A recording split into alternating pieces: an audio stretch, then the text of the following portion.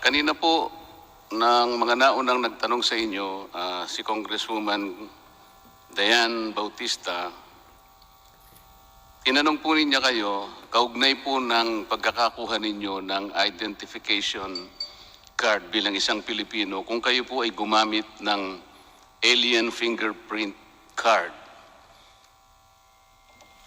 Natatandaan ko po, sinagot ninyo, hindi po ninyo matandaan.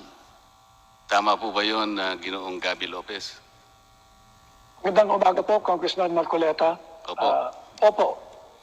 I don't recall what the process was involved in 2001. Salamat po. At dahil hindi nga po ninyo matandaan, tinanong po ninyo ang inyong abogado, si Attorney Bautista, kung baka naman siya po ay natatandaan niya. Ganon din po ang sinagot niya, hindi rin po niya matandaan. Tama po ba yun, Attorney Bautista?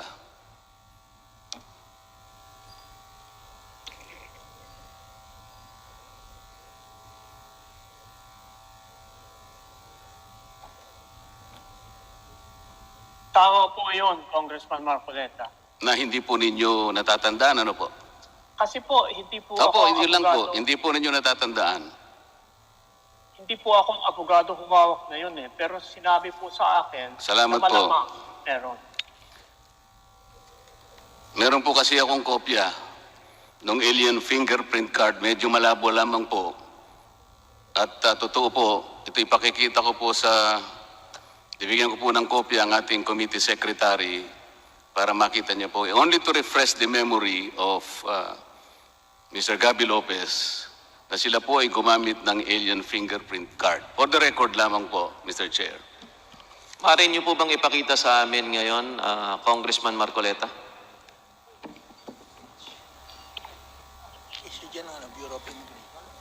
For the record, Mr. Chair, I will approach the chairman to show this particular document. Yes, Congressman Marcoleta.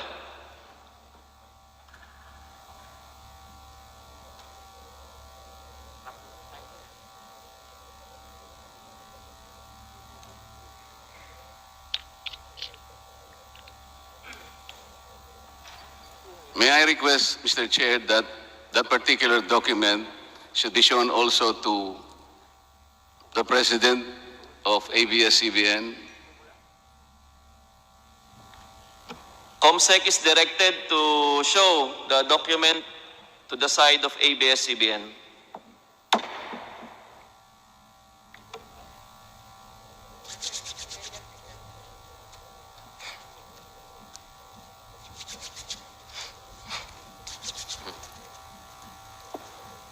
(1996)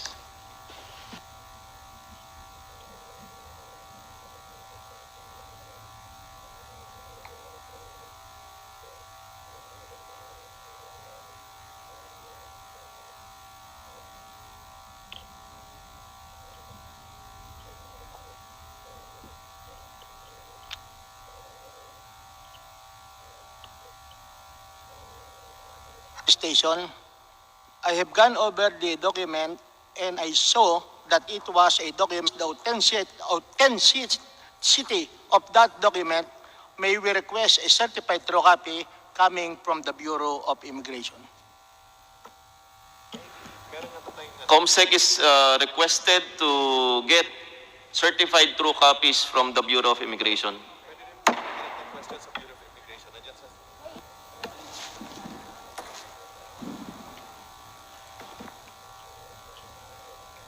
Mr. Chair, with that request, I would like to request further that even the fingerprint cards, which indicate that it was utilized, that fingerprint cards, Mr. Chair, would also show that it was an alien form. Mr. Chair, Congressman Zarate. in line with the manifestations of our colleagues, subject then to the proper authentication of these documents coming from the Bureau of Immigration. Salamat po, Mr. Chair. Pwede na po ba akong magpatuloy? May we, subject to the authentication, because if it is not yet authenticated, my question now is, are we going to allow questions being propounded on that document not yet properly authenticated. Mr. Chair, I am no longer asked question on this particular document. Ginawa ko lamang po ito to refresh the memory of the lawyer as well as Mr. Gabby Lopez na talaga pong meron po na ginamit na alien fingerprint card. Pero Yes, Congressman hindi ko na- Marcoleta, you still have the floor. hindi ko Please na po continue gagamitin with to. your question. kanina po kasi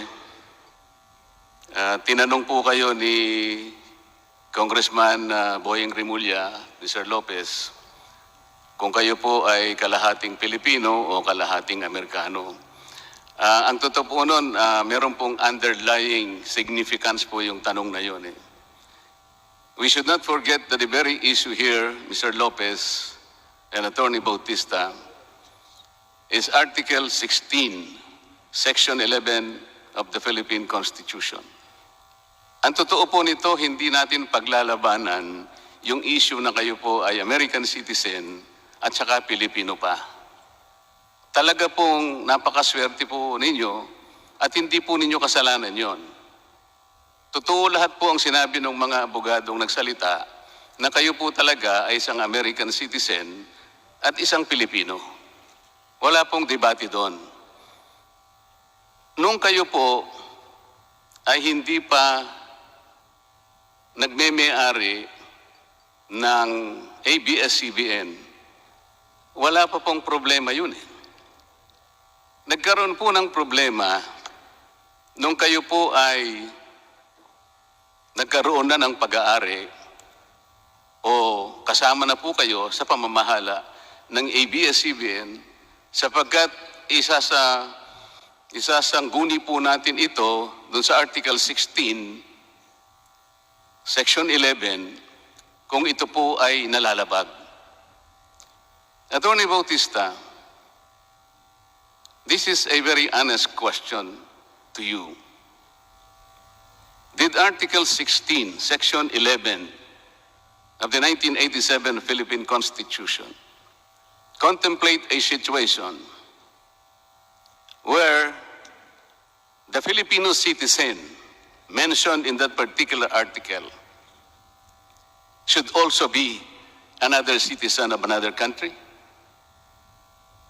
Tinatanong po ninyo akin opinion? Opo, pwede po. Wala pong nagbabawal doon. Hindi po, ang sinasabi ko po Wala ganito. po yan. Ganito po, para malinawan po tayo. Ang sinasabi po kasi doon, yung pagmemay-ari at pamamahala ng isang mass media company ay limitado lang sa mga Pilipino. Wala po Tama po. sanang problema doon kung si Ginoong Gabby Lopez ay Pilipino lang, hindi pa siya Amerikano.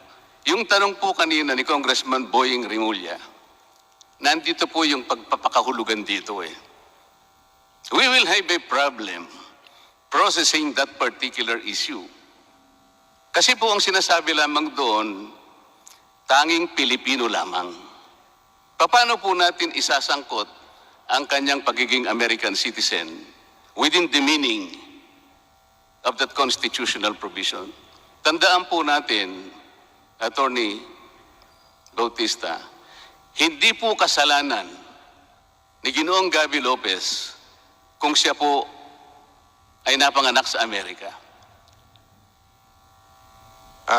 Hindi po rin niya kasalanan na panganak siya sa Pilipinong mga magulang. Kaya dalawa po nga yun eh. Ang nagiging problema po natin dito, ang saligang batas, matibay ang kanyang paninindigan na Pilipino lamang. Pati nga po korporasyon, kooperatiba, asosasyon na magme-may-ari at mamamahala nito, kinakailangan ding wholly owned and managed by such citizens. Kinakailangan po kasi palagi tayong gumagalang sa probisya ng saligang batas. Ngayon po, balik po ako doon sa tanong, kalahating Amerikano po ba kayo o kalahating Pilipino? Bakit po palaging doon ako pumupunta? Ngayon po kasi, pinaninindiganan ninyo, talagang kayo po ay Pilipino. Kahit kailan hindi nyo ni-renounce ito. Mr. Gabby Lopez, kung talaga pong nasa puso ninyo ang init ng isang pagka-Pilipino, patriotismo, bakit po naman inintay po ninyo ang 48 taon para magpa-recognize po kayo bilang Pilipino? Kong Marcoleta, last question na po yan. Thank you. Mr. Chair, pwede bang may second round po ba ito? Palista lang po para sa next round po. Kung kulang pa po yung mga tanong. Opo, pero pag gano po, kung hindi ko matapos kasi nagsisimula lang po ako eh. Pwede po mong sa second round po ako.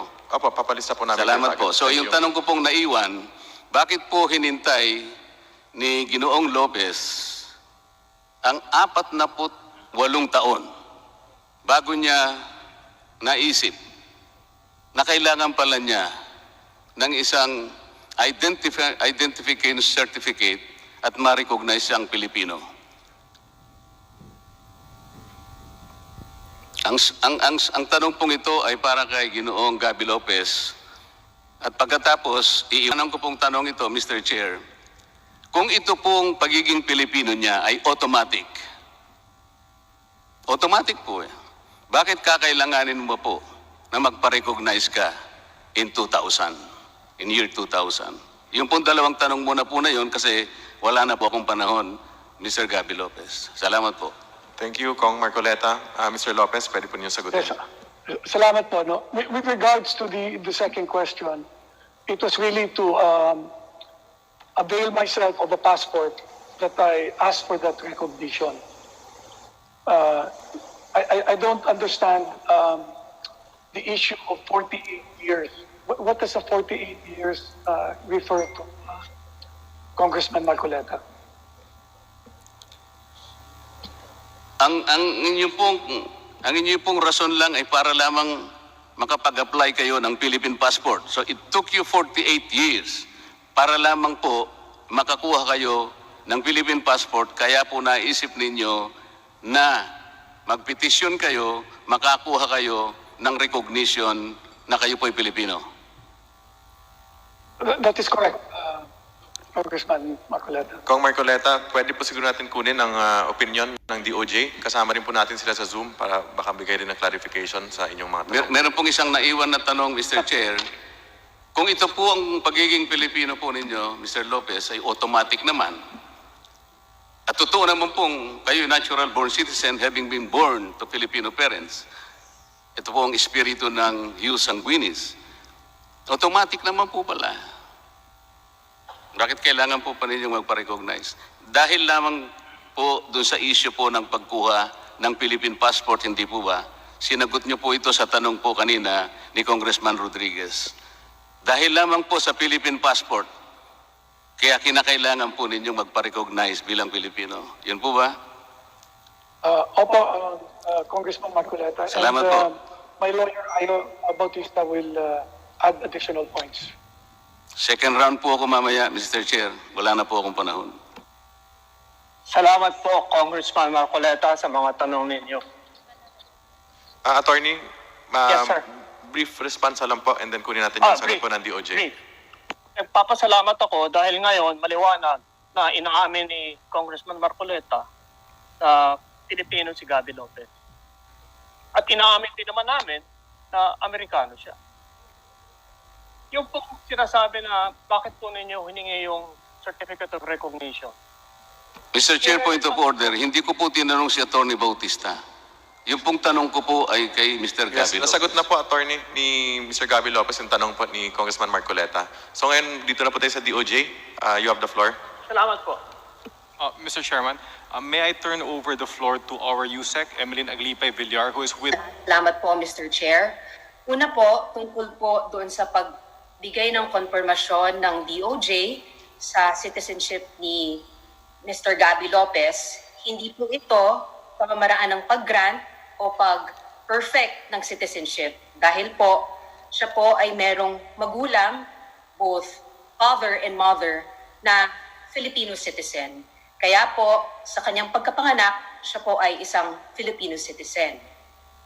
At tama rin po, dahil siya ay napanganak sa United States, ay siya din po ay isang American citizen. By birth, both Filipino and American citizen. Ang kanya pong paggamit ng kanyang US passport ay hindi po dahilan para mawala po ang kanyang Filipino citizenship. At ang hindi naman po niya pagkakaroon ng Philippine passport ay hindi rin isang dahilan na hindi siya maging Pilipino. Dahil katulad nga po ng nabanggit ko kanina, sa kanya pong pagkapanganak na may Pilipinong ama at Pilipinang ina ay nagbibigay sa kanya ng pagka-Pilipino niya o ng kanyang Philippine citizenship. Thank you po, Yusek.